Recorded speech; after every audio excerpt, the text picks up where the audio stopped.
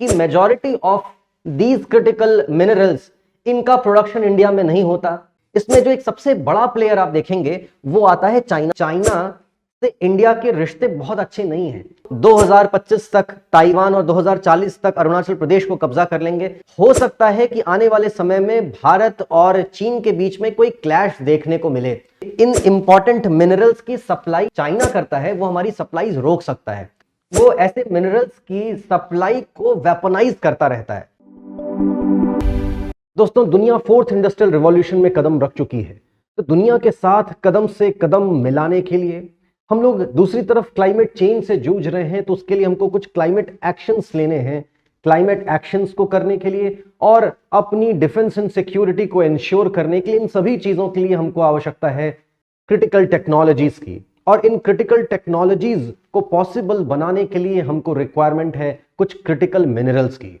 अभी ऐसे ही कुछ क्रिटिकल मिनरल्स की लिस्ट भारत सरकार ने जुलाई 2023 में जारी की थी, और उसमें भारत सरकार ने 30 क्रिटिकल मिनरल्स आइडेंटिफाई किए थे। उन्हीं क्रिटिकल मिनरल्स में से एक टैंटेलम की अभी डिस्कवरी आईआईटी रोपड़ के वैज्ञानिकों के द्वारा पंजाब राज्य में बहने वाली सतलज नदी के सैंड्स में कर ली गई है। यह भारत के लिए एक बहुत बड़ी डिस्कवरी है। देखिए, बड़ी डिस्कवरी मैं इसलिए बोल रहा हूं क्योंकि इन सभी क्रिटिकल मिनरल्स की सप्लाई को लेकर आप देखेंगे कि भारत की इंपोर्ट डिपेंडेंस बहुत सारी कंट्रीज के ऊपर में है। अगर ऐसे क्रिटिकल मिनरल्स की डिस्कवरी भारत में होती है तो हमारी इंपोर्ट डिपेंडेंस दूसरे देशों के ऊपर खत्म होगी, और इन क्रिटिकल टेक्नोलॉजीज में हम आगे चल करके सेल्फ रिलायंट बन पाएंगे। तो आज के वीडियो में हम लोग टैंटेलम की डिस्कवरी से रिलेटेड डिटेल्स के ऊपर बातें करेंगे। देखिए, अभी हुआ क्या। आईआईटी रोपड़ के कुछ वैज्ञानिकों की टीम, जिनका नेतृत्व कर रही थी डॉक्टर रेशमी सेबास्टियन, इनकी एक टीम पंजाब के रीजन में होने वाली सीज्मिक एक्टिविटी के कारण वहां के रॉक्स में, वहां के सॉइल सिस्टम में, जो कि ऑलरेडी डायनेमिक नेचर के होते हैं, उनमें क्या परिवर्तन आते हैं, इसी की स्टडी कर रही थी। ये देखिए, अगर आप पंजाब का मैप देखेंगे तो पंजाब ऑलरेडी सीज्मिक जोन 4 और 5 में लाई करता है। और अगर आप यहां पर ये दूसरा मैप देखें तो सतलज नदी इसी पंजाब राज्य से होकर के बहती है।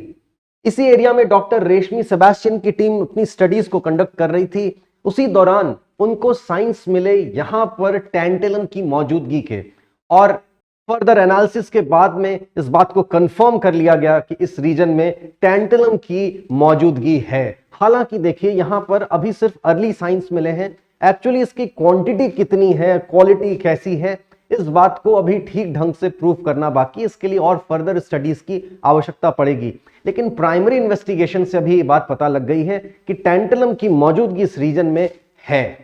टैंटेलम की डिस्कवरी आखिर इतनी बड़ी न्यूज क्यों बन रही है, ये इतना महत्वपूर्ण खोज क्यों है? देखिए, इसका वेरियस एप्लीकेशन आपको देखने को मिलता है इलेक्ट्रॉनिक्स और सेमीकंडक्टर्स के फील्ड में। टू बी प्रिसाइज, इसके कौन कौन से एप्लीकेशन है ये हम लोग थोड़ी देर में देखेंगे, लेकिन एक बार हम लोग एक नजर डालते हैं जरा टैंटेलम के ऊपर में कि टैंटेलम है क्या। देखिए, टैंटेलम एक मेटल है जिसका एटॉमिक नंबर 73 और उसका एटॉमिक मास 181 है। इसकी पहली बार डिस्कवरी 1802 में हुई थी, और इसकी काफी सिमिलैरिटी नियोबियम के साथ में होती है। इसी कारण से शुरू में इसको एक डिस्टिंक्टिव पहचान नहीं मिल पाई। पहले तो लगा कि ये नियोबियम में मिला है, लेकिन उसके बाद से लगभग 64 इयर्स लग गए उसकी डिस्टिंक्टिव प्रॉपर्टीज को समझकर इस बात को कंफर्म करने में कि ये नियोबियम नहीं, ये एक कोई नया एलिमेंट ही है, जिसका नाम आगे चलकर के टैंटेलम रखा गया। और टैंटेलम क्यों रखा गया, ये कहानी भी बहुत इंटरेस्टिंग है। क्योंकि देखिए, ग्रीक माइथोलॉजी में एक राजा हुआ करते थे जिनका नाम था किंग टैंटलस। किंग टैंटलस ने एक्सटर्नल स्ट्रगल, जो बाहर से होने वाले आक्रमण होते हैं उनके खिलाफ में बहुत अच्छा स्ट्रगल दिखाया था, और उन्होंने कभी हार नहीं मानी। ये जो मेटल होता है टैंटेलम, इसकी भी एक बहुत खूबी है। खूबी ये कि ये बिल्कुल भी कोरोसिव नहीं होता। ये रस्ट को बहुत अच्छे तरीके से उसके साथ में स्ट्रगल करता है, लड़ाई करता है, अपने ऊपर में बिल्कुल भी कोरोजन नहीं होने देता। एसिड्स के अगेंस्ट में इसका बहुत ही अच्छा रेजिस्टेंस देखा गया है। इसी एक प्रॉपर्टी के कारण आप देखेंगे इसका नाम टैंटेलम रखा गया। ये मेटल एसिड के साथ में बिल्कुल भी रिएक्ट नहीं करता, उसमें बिल्कुल भी इनसॉल्युबल है। इस कारण से एसिडिक एनवायरनमेंट जहां होने की संभावना होती है, वहां पर इलेक्ट्रॉनिक चिप्स अगर टैंटेलम से बनाए जाएं तो वो इलेक्ट्रॉनिक कंपोनेंट्स खराब नहीं होते, कभी कोरोड नहीं होते। देखिए, टैंटलम की और प्रॉपर्टीज की बात करें तो पहली चीज तो ये आप देखेंगे कि ये कुछ ग्रे कलर का होता है, काफी भारी होता है, इसका वेट भी बहुत ज्यादा है और एक्सेप्शनली हार्ड है, बहुत ज्यादा हार्ड होता है। और एक और इसकी जो सबसे खास बात है कि वो कोरोजन रेजिस्टेंट मेटल है। इनफैक्ट दुनिया का मोस्ट कोरोजन रेजिस्टेंट मेटल ये टैंटलम ही है। ये एसिड से अपनी बचाव करने के लिए अपने ऊपर ऑक्साइड की एक लेयर बना लेता है, जिसके कारण इसको एक्सेप्शनल रेजिस्टेंस मिलता है एसिड्स के अगेंस्ट। इसके अलावा एक और बहुत बड़ी चीज आप देखेंगे कि इलेक्ट्रॉनिक कंपोनेंट्स अगर किसी ऐसी जगह पर लगाई जानी है जहां पर कि कोरोजन होने की चांसेस हैं, वहां पर आप जनरली पाएंगे कि इलेक्ट्रॉनिक्स के कंपोनेंट्स इसी टैंटलम मटेरियल का इस्तेमाल करके ही बनाए जाते हैं। ऐसी कौन सी जगहें हो सकती हैं, जरा कल्पना करिए। सबमरीन, सबमरीन्स अगर वो पानी के अंदर में काम कर रही हैं, कई बार ओशनिक वाटर आप जानते हैं आजकल एसिडिक होता जा रहा है, ऐसे में वहां पर भी कई बार चांसेस होती हैं कि उनको जो माहौल मिलेगा वो एसिडिक मिल सकता है। वहां पर कंपोनेंट्स इसी मटेरियल के बनाए जाते हैं। बैटरीज के अंदर में जो इलेक्ट्रॉनिक कंपोनेंट्स होते हैं वो इसी मटेरियल के बनाए जाते हैं। इसके अलावा टैंटलम की एक्सेप्शनल मैग्नेटिक प्रॉपर्टी के कारण एक और बहुत चीज होती है कि टैंटलम मटेरियल का इस्तेमाल करके बहुत छोटे साइज में बहुत ही ज्यादा कैपेसिटी के कैपेसिटर्स का निर्माण किया जा सकता है। तो कम साइज में, छोटी साइज में अगर बहुत ही अच्छी क्वालिटी के और हाई कैपेसिटी के अगर कैपेसिटर्स बनाए जा सकते हैं, तो कॉम्पैक्ट इलेक्ट्रॉनिक डिवाइसेस में इसका कितना बड़ा एप्लीकेशन हो सकता है। खासकर से देखिए आजकल हम लोग स्मार्टफोन्स यूज कर रहे हैं, हमारा लैपटॉप, हमारा कंप्यूटर अब और कॉम्पैक्ट होता जा रहा है, इसमें हमको अब कॉम्पैक्ट कैपेसिटर्स की आवश्यकता है। ये सब बनते हैं टैंटलम मटेरियल का इस्तेमाल करके। इसके अलावा बहुत सारे सेमीकंडक्टर मटेरियल्स के प्रोडक्शन में भी टैंटलम का प्रयोग होता है, जिसका इस्तेमाल करके आगे चल करके इलेक्ट्रॉनिक कंपोनेंट्स की फंक्शनैलिटी को और बढ़ाया जा सकता है। अगर इलेक्ट्रॉनिक्स के अलावा टैंटलम मटेरियल के एप्लीकेशन की बात करें तो पहली प्रॉपर्टी समझिए कि इसका बॉइलिंग पॉइंट बहुत हाई होता है। हाई बॉइलिंग पॉइंट होने के कारण इसका वेरियस एप्लीकेशन कई सारे फील्ड्स में, स्पेसिफिकली एरोस्पेस में, डिफेंस में और कैसी जगहें जहां पर टेम्परेचर बहुत ज्यादा होने की संभावना है, वहां पर इसका प्रयोग किया जा सकता है। कई बार अपनी नॉन रिएक्टिव प्रॉपर्टी या नॉन कोरोसिव प्रॉपर्टी होने के कारण प्लैटिनम का कई बार इस्तेमाल किया जाता है, लेकिन प्लैटिनम एक महंगा मेटल है, उसका एक सस्ता कॉस्ट इफेक्टिव सब्स्टिट्यूट टैंटलम भी हो सकता है। देखिए प्लैटिनम का इस्तेमाल जनरली आप देखेंगे कि भाई कई सारे केमिकल प्लांट्स में, न्यूक्लियर पावर प्लांट्स में और मेडिकल डिवाइसेस बनाने में, खासकर इम्प्लांट्स बनाने में किया जाता है। वहां पर अगर प्लैटिनम ना हो तो एक कॉस्ट इफेक्टिव रिप्लेसमेंट टैंटलम हो सकता है। प्लैटिनम की जगह हम टैंटलम के डिवाइसेस इस्तेमाल कर सकते हैं। देखिए इन सभी डिस्कवरीज की बात करें कि डिस्कवरी हुई कहां पर है, ये डिस्कवरी हुई है सतलज रिवर के सैंड्स में।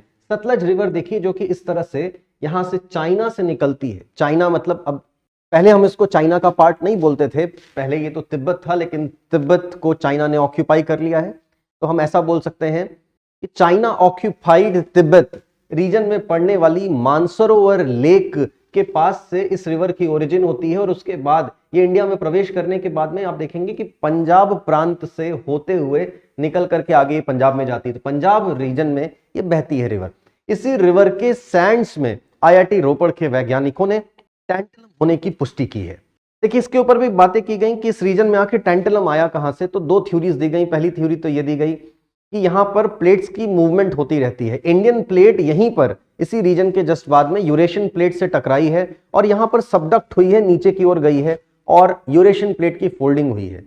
उस फोल्डिंग के कारण हो सकता है कि यहां पर टैंटलम की कोई मूवमेंट हुई हो और वो यहां पहुंच गया। एक थ्योरी ये है। दूसरी थ्योरी ये कहती है कि जिस जगह से ये रिवर ओरिजिनेट होती है यानी कि तिब्बत से, वहां पर टैंटलम की मौजूदगी हो सकती है, वहां पर कोई बड़ा रिजर्व हो सकता है, वहां से बह बह के ये उसके सैंड में अब मौजूदगी मिलने शुरू हो गई है पंजाब रीजन में सतलज रिवर के। देखिए इस वीडियो की शुरुआत में मैंने आपसे बात की थी क्रिटिकल मिनरल्स की, तो आखिर वो कौन से 30 क्रिटिकल मिनरल्स हैं और क्यों उनको क्रिटिकल मिनरल कहा जाता है। सबसे पहली चीज तो आप इसको यहां पर मैं पॉज करके जूम करके आप देख सकते हैं कि कौन कौन से क्रिटिकल मिनरल्स हैं। ये 30 क्रिटिकल मिनरल्स हैं। इनमें यहां पर देखिए 24वें नंबर पर आप टैंटलम को भी पा सकते हैं। ये मैं आपको ऑफिशियल रिपोर्ट में दिखा रहा हूं जो भारत सरकार ने जारी की थी। तो देखिए किसी मिनरल को क्रिटिकल बोलने का क्राइटेरिया क्या है, आधार क्या है, बेसिस क्या है। इसके इन्होंने दो बेसिस बताए हैं। पहली चीज तो उसका कोई सिग्निफिकेंस हो, इकोनॉमिक सिग्निफिकेंस और साथ ही साथ हमारी डिफेंस एंड सिक्योरिटी में सिग्निफिकेंस होना चाहिए। इसके साथ साथ क्लाइमेट एक्शन को लेने के लिए जिन टेक्नोलॉजीज की आवश्यकता है उनमें भी उसका एप्लीकेशन होना चाहिए। तो ये हो गया उसका सिग्निफिकेंस। और दूसरी चीज है जो उसको क्रिटिकल बनाती है वो ये कि या तो उसका रिजर्व इंडिया में कम है या फिर वो ऐसी जगह से आता है जहां से इंडिया में लाने के लिए किसी तरीके का कोई सप्लाई चेन रिस्क हो सकता है।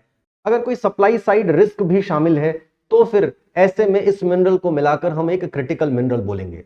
इससे रिलेटेड देखिए एक और बहुत ही महत्वपूर्ण फैक्ट ये है कि majority of these critical minerals, इनका प्रोडक्शन इंडिया में नहीं होता, इनके रिजर्व्स ज्यादातर के इंडिया में नहीं है और इन ज्यादातर मिनरल्स की सप्लाई को लेकर हम कई सारे देशों के ऊपर में डिपेंडेंट हैं।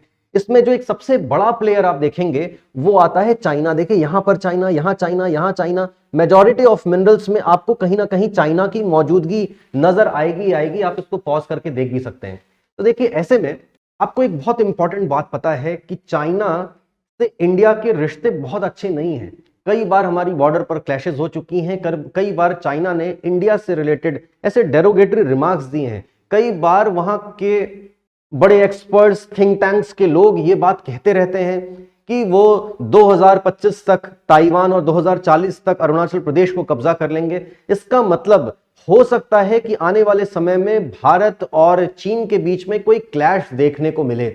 अगर ऐसा कुछ होता है तो देखिए इन इंपॉर्टेंट मिनरल्स की सप्लाई जो चाइना करता है वो हमारी सप्लाईज रोक सकता है। क्या उसने पहले ऐसा किया है? हाँ, उसने पहले ऐसा करके दिखाया भी है। चाइना का जब सेनकाकू आइलैंड को लेकर जापान के साथ में एक क्लैश हुआ तब उसने ऐसे क्रिटिकल मिनरल्स की सप्लाई रोक दी। यूएसए के साथ में उसके जब टशल हुए तब उसने क्रिटिकल मिनरल्स की सप्लाई अमेरिकन कंपनीज के लिए रोक दी। ऐसा चाइना पहले भी करता रहा है, यानी कि वो ऐसे मिनरल्स की सप्लाई को वेपनाइज करता रहता है। अगर उसने फिर से आगे चल करके ऐसे मिनरल्स को वेपनाइज कर दिया तो भारत के लिए, भारत की अर्थव्यवस्था के लिए बड़ी दिक्कतें खड़ी हो सकती हैं। इसीलिए इंपॉर्टेंट है कि हम इन क्रिटिकल मिनरल्स में सेल्फ रिलायंट जरूर बने। और इसी को देखते हुए ये टैंटलम की डिस्कवरी बहुत ही महत्वपूर्ण हो जाती है। तो देखिए एक बात तो हम समझ गए कि क्रिटिकल मिनरल्स हमारे लिए कितने महत्वपूर्ण हैं। क्रिटिकल मिनरल्स का प्रयोग करके ही हम फोर्थ इंडस्ट्रियल रिवॉल्यूशन की क्रिटिकल टेक्नोलॉजीज, क्लाइमेट एक्शन के लिए रिस्पॉन्सिबल टेक्नोलॉजीज और डिफेंस एंड सिक्योरिटी को इंश्योर कर पाएंगे। ऐसे में ये डिस्कवरी उसी दिशा में एक कदम मानी जा सकती है, एक महत्वपूर्ण कदम मानी जा सकती है।